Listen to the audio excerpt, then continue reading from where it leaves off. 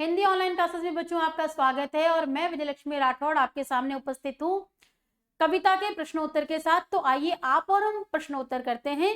हम देखेंगे अभ्यास की ओर कि पहला प्रश्न कहता है कि भिखमंगों की दुनिया में बेरोक प्यार लुटाने वाला कवि ऐसा क्यों कहता है कि वह अपने हृदय पर असफलता का एक निशान भार की तरफ लेकर जा रहा है। क्या वह निराश है या प्रसन्न है? हम यहाँ देखेंगे बच्चों कि इस कविता में कहीं ना कहीं कवि के मन में एक निराशा का भाव है। वो निराशा क्या है? उन्होंने दुनिया को क्या कहा है? भिखमंगों की दुनिया।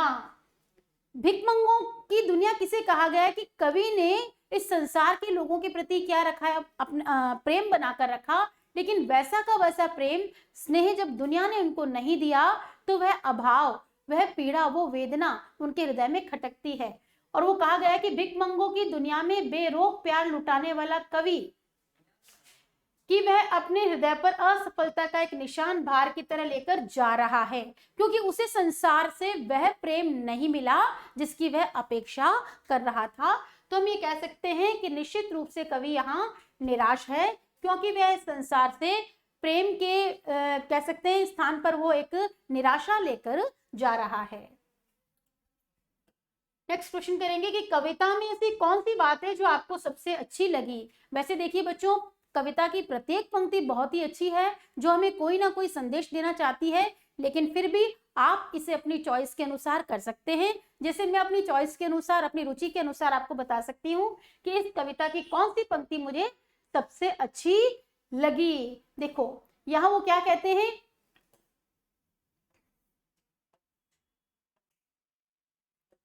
यहाँ देखिए, दो बात कही दो बात सुनी, कुछ हंसे और फिर कुछ रोए, छक्कर सुख दुख के घूंटों को हम एक भाव से पिए चले। कि हमने जीवन में कई उतार चढ़ाव देखे और जी भर के अपनी जिंदगी जी है, और उन क्षणों से हमने क्या किया है? कुछ न कुछ अनुभव ही प्राप्त किया है। तो निश्चित रूप से बच्चों, आपको भी इस कविता में कोई ना कोई पंक्ति ऐसी होगी जो आपके मन को अच्छी लगी होगी। तो यह प्रश्न का जो उत्तर है आपकी रुचि के अनुसार है। आपको जो पंक्ति अच्छी लगी है, आप उसे अपनी उत्तर पुस्तिका में अपने विवेक से कर सकते हैं। नेक्स्ट देखेंगे,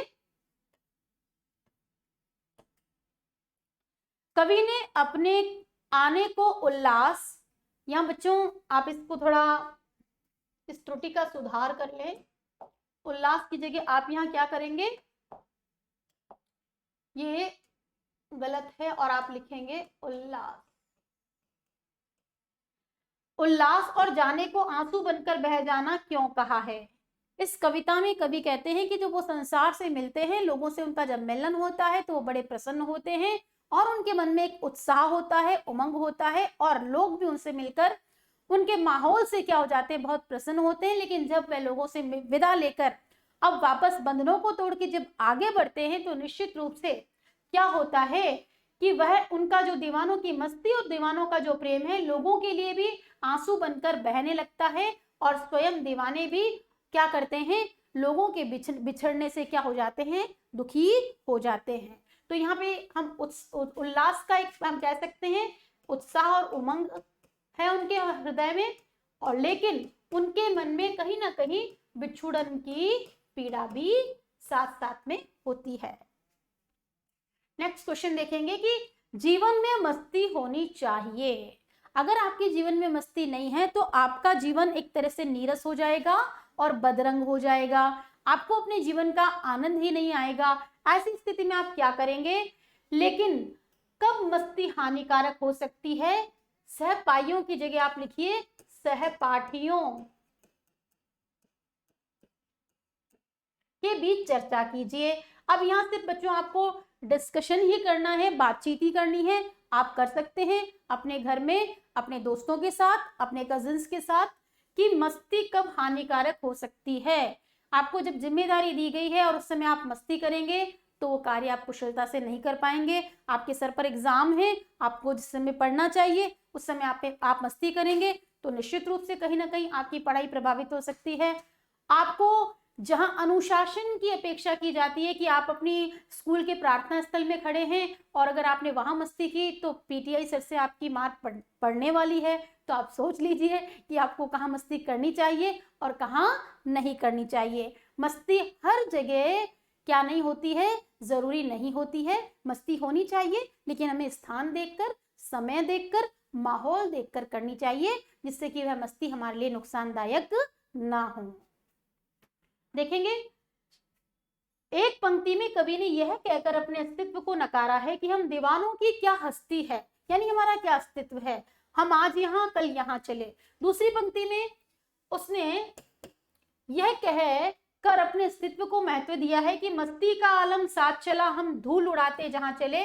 तो हम ये कहेंगे कि ये फकीरी जो मस्ती है का उदाहरण है। अभी मैं खुश रहना फकीरी मस्ती कहलाती है या फाक मस्ती कहलाती है। कविता में इस प्रकार की अन्य पंक्तियां भी हैं, उन्हें ध्यान पूर्वक पढ़िए और अनुमान लगाइए कि कविता में परस्पर विरोधी बातें क्यों कही गई है। देखिए बच्चों, जैसा कवि मन होता है, जैसा भाव उठता और बढ़ता है, अगर उत्साह का भाव है तो प्रसन्नता नजर आएगी, लेकिन कहीं कहीं कोई दुख और तकलीफ है तो निराशा भी नजर आएगी। तो हम देखेंगे कि कविता की पंक्तियों में हमें कहीं ना कहीं दो विरोधी भाव देखने को मिल रहे हैं। बात करते हैं संतुष्टि के लिए कवि ने भाषा की बात। नेक्स्ट क्वेश्चन है बच्चों हमारा, भाषा की बात। संतुष्टि के लिए कवि ने छक कर, जी भर कर, खुल कर जैसे शब्दों का प्रयोग किया है। इसी भाव को व्यक्त करने वाले कुछ और शब्द सोचकर आपको क्या करना है बच्चों, लिखना है और आप भी मेरे साथ लिखेंगे। ये देखिए यहां देखिए शब्द आया है आपका छक्कर,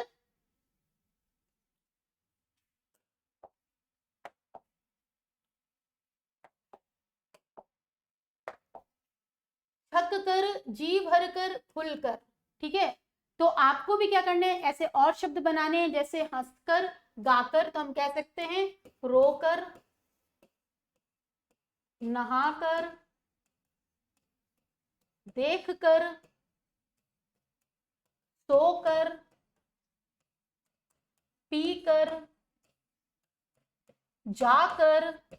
इस तरह के बहुत सारे शब्द हो सकते हैं बच्चों। और आपको मैं और भी शब्द बता दूं, खींचकर, मुस्कुराकर, और भी शब्द हो सकते हैं जहां आप देखेंगे कि मस्त होकर। ठीक है ना, तो आप इस तरह के बहुत शब्द बना सकते हैं। इसी के साथ हमारी भाषा की बात के साथ ये चैप्टर समाप्त होता है और हम नेक्स्ट क्लास में फिर एक नया चैप्टर पढ़ेंगे। तब तक के लिए धन्यवाद।